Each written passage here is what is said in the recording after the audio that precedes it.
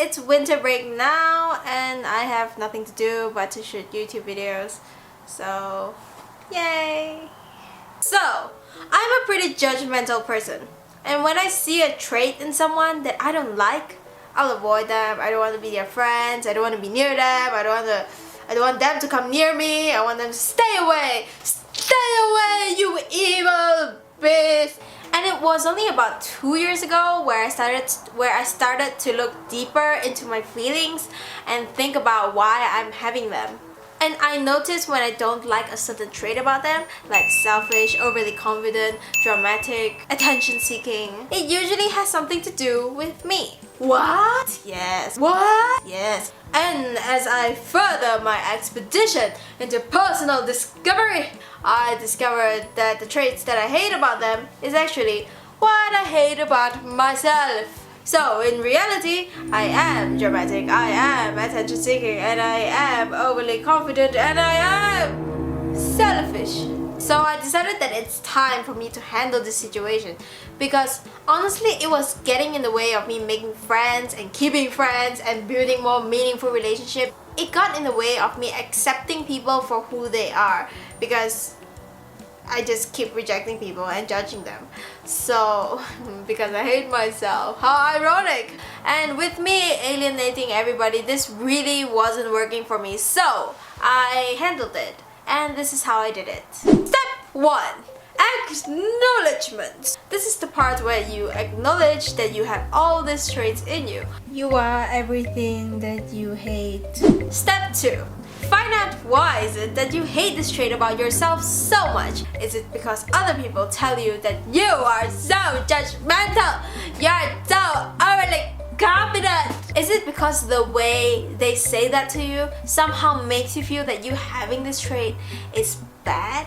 Or is it pressure from the general society that typically labels this trait as a bad trait and then causing you to feel bad about it and hate this thing about yourself and you wish that you could change it? So there are various reasons as to why you could hate yourself and why you could hate this trait, but that is up to you to find out why. Step 3. This is when you recognize that all traits are neutral. They're not good or bad. They have their good and they have their bad. It just depends on how you use it. So here's when you reflect on all your traits and when they have worked for you and when they have not. For example, so drama can be good. If you're a dramatic person, you probably plan the most dramatic proposal. You probably plan the most dramatic and romantic dinner or like anniversary, you know, to like celebrate. If you're a drama queen, you'll be really good at stirring up emotions in other people. But drama can also cause your downfall.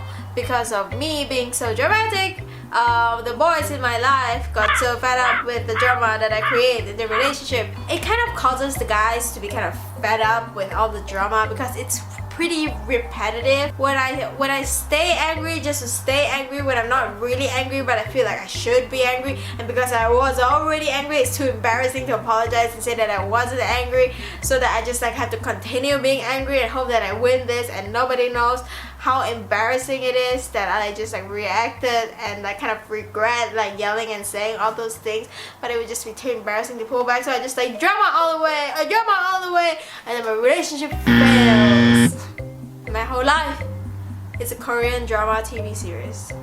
So it's not really working for me because I want to be happy. I want to keep my boyfriend. I want to be in a happy relationship. I don't want it to keep ending so fast. And honestly, like sometimes I really don't want to be angry all the time in the relationship. I'd rather be happy all the time in the relationship. And so this trait doesn't work in this specific area in relationship during arguments and, you know, solving things that I'm not okay with, like getting things that I want. I need to communicate, I need to be honest. So you have to think about this trait and how it's benefited you and how it's been harmful for you. And this goes for all traits. Step 4 is acceptance. So keep this trait in the areas of your life that works and work on the parts in your life where this trait doesn't work. So for example, I'm a pretty selfish person myself, but I want to have friends, and then I learned that friends help each other and that's how they build relationships. They're there for each other. So when I learned this, I started to learn how to be there for other people, even though it's really like not in my nature. My first reaction would be like, ah, what? and then my usual reaction to hanging out with other people is no, no. But because I want to have friends in my life and I want to build relationships, I tend to fight against my natural instincts, and then I use this selfless trait. So, and at the end, I'm usually very happy with it because I finally get what I want, which is to have friends and which is to build a relationship with them, and actually helping them and like being there for them, being able to be there for them actually feels really good. So instead of sticking to just one trait, I learned how to have both. Acceptance also means accepting other people and accepting the fact that they have these traits, and there are reasons why they have these traits, probably all the same reason why you have these traits. And I realized once I've accepted all these traits about myself, I started accepting other people, or it became easier to accept other people for who they are. This is not the only reason why you would hate someone. There are so many other reasons why you would hate someone. Sometimes it could be because they challenge you, or like they challenge your image and they're like cracking at your image and you're like, no, no, you're cracking at my insecurities, and then you just hate them because they do that and they don't make you feel comfortable, or they don't lie to you. Sometimes you hate people when they don't lie to you, and sometimes you hate it when people are honest to you, and sometimes you hate it. So there are like many reasons why you would hate someone. I have a Bachelor of Fine Arts in finding out why I hate people. I used to have such a big issue with relationships. I didn't know like how to make friends or keep friends or be a friend. I'm just alienating people left and right, just. And it's not only until these 2 years where I started like self-evaluating and wondering and thinking about why I do all these things. So I have many wisdom on like why you hate people. Maybe next time I will share my wisdom with all of you. If you guys would like to see more stuff like this, please let me know in the comments below, or just message me or something. That would be great to hear from you. And I love all the comments that you give me. Thanks so much for watching. I'll see you guys next time. For now, goodbye.